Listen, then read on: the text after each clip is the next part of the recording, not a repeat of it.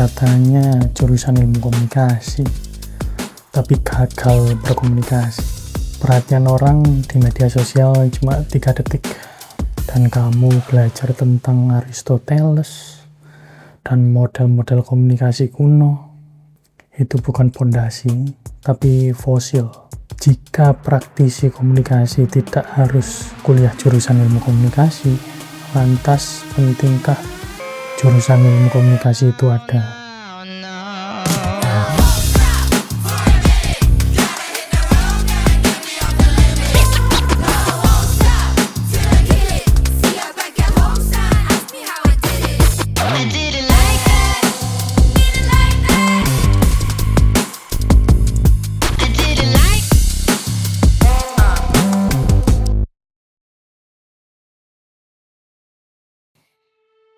Saya mau soroti fakta ini. Lihat seminar-seminar di kampus ilmu komunikasi, saya baru sadar jarang sekali pembicara asli dari jurusan ilkom gitu. Bahkan banyak lulusan SMA bisa jadi praktisi komunikasi hebat, YouTuber, konten kreator, semua bisa belajar otodidak. Kalau diamati, mereka memang fokus praktek dan latihan terus. Nggak sehari 2 hari, bisa tahunan gitu. Jadi buat kalian yang sedang kuliah atau baru berpikir masuk ilkom, saran saya jangan cuma duduk di kelas belajar teori, langsung freelance saja atau magang gitu. Bos di dunia kerja nanti itu nggak tanya teori Laswell, Shannon Weiner. Serius, yang penting kan dagangan laku. Kuliah tuh anggap teman bermain, belajar teori sambil praktek supaya paham konteksnya. Tahu sekarang tren HRD udah berubah, IPK tinggi itu bukan skalanya gitu. Yang penting pengalaman gitu.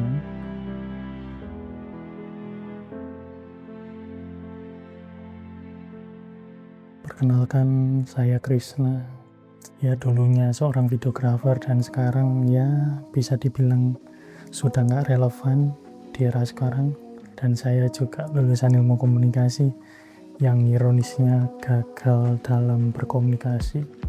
Singkatnya, dulu saat presentasi di kelas selalu bikin teman-teman saya ngantuk, padahal anak ilkom itu harusnya jago tarik perhatian audiens. Kalau skala kecil aja gagal, gimana mau handle yang besar? Bahkan kalau buat perusahaan media pun cuma mimpi. Akhirnya saya sadar kesalahan saya kebanyakan teori, tapi prakteknya nol besar. Bulan lalu saya nonton di YouTube Vince Giants, mentor public speaking. Dia bilang jika kurang di bagian accents itu nggak apa-apa, tapi kalau artikulasi kurang jelas itu masalah. I don't think accents are a problem. I think articulation is a problem. Dan oke, saatnya belajar kembali. Awalnya ngomong satu kata di depan kamera nggak mampu. Sebulan saya belajar monolog fokus sampai radang tenggorokan, saking jarang buka mulut Bukan alay, ternyata pita suara saya gak terlatih gitu kan.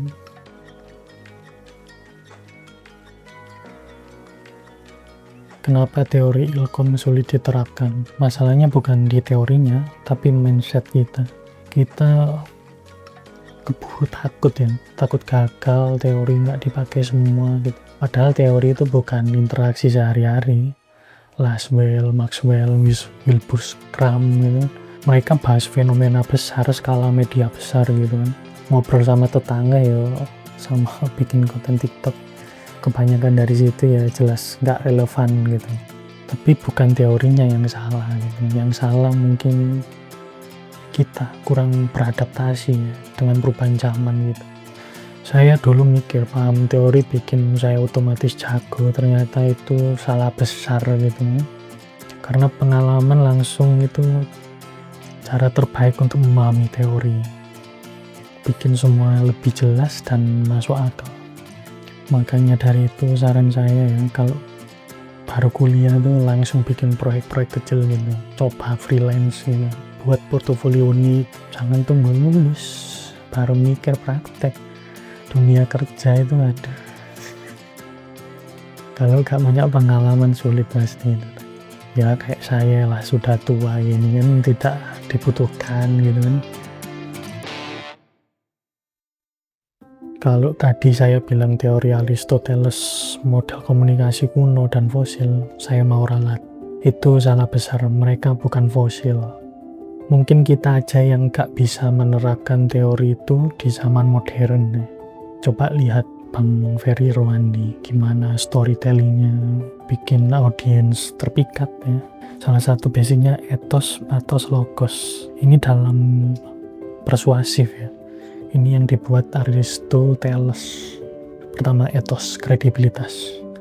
Dia sering pinjam kredibilitas ahli, kutipan data jurnal, artikel, riset gitu. Bikin dia lebih dipercaya ya, meskipun dia itu basicnya ekonomi, tapi kalau bahas topik lain dia butuh data gitu. Yang bahas ekonomi juga butuh data gitu. Tapi dia bisa menjadi kredibel gitu loh. Selanjutnya pathos ya. Beliau itu bawanya kontennya tentang problem kita semua, kadang-kadang duit, kerja, masa depan, bikin kita merasa wah relate banget ini. Yang ketiga itu logos atau logika. Untuk menyusun argumen, dia itu selalu awalnya masalah, analisis, langsung solusi gitu. Semua berbasis data dan riset gitu.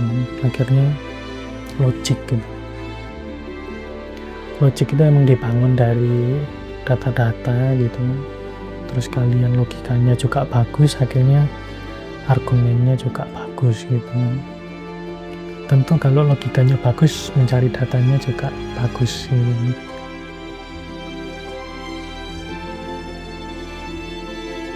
Kesimpulannya, teori Aristoteles itu tetap powerful ya. Yang berubah hanyalah cara kita menggunakannya gitu. Tapi saya akui juga gitu, ilmu komunikasi sebagai jurusan yang harus cepat adaptasi gitu. Karena komunikasi kan dinamis gitu.